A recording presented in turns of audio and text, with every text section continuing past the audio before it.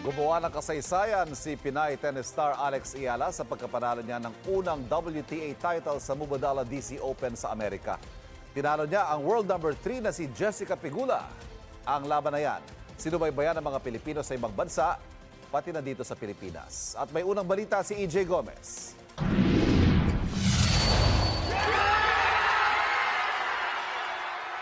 Sa kauna-unahang pagkakataon, nakamit ng isang Pilipino ang WTA Championship title.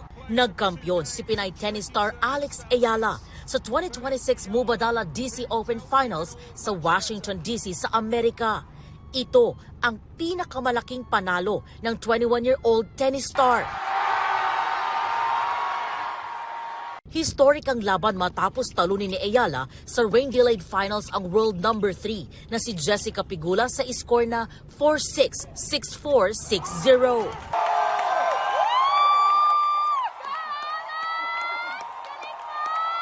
Kanya-kanyang wagayway ng watawat ng Pilipinas ang mga Pinoy at taga-suporta ni Ayala na nanood sa Washington DC. Dito naman sa Pilipinas, ang ibang Pinoy nagpuyat para subaybayan ang historic match sa watch party sa isang sports bar sa Pasig. Walang tigil sa hiyawan at palakpakan ang fans sa tuwing makakapunto si Ayala. Ang dalawang grupong ito nag-cheers pa bago ang last point ng match. Ilang segundo pa, natuldukan na ang laro at si Ayala ang itinanghal na kampyon. Oh, super proud. Oh, congratulations, bonggang-bongga ka, girl.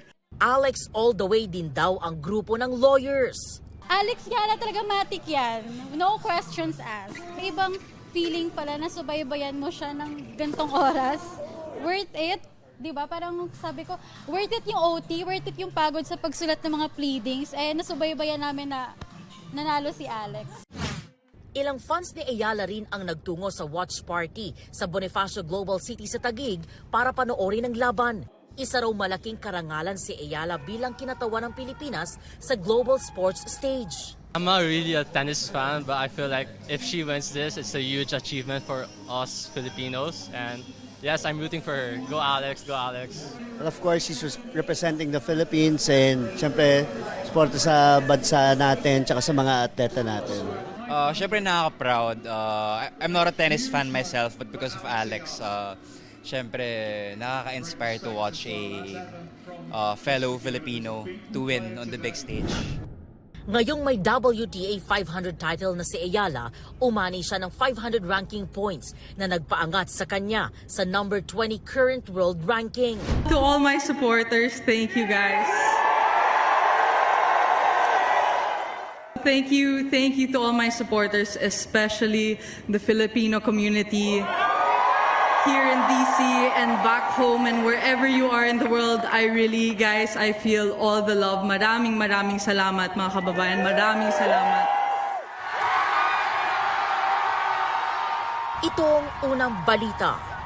EJ Gomez, GMA News.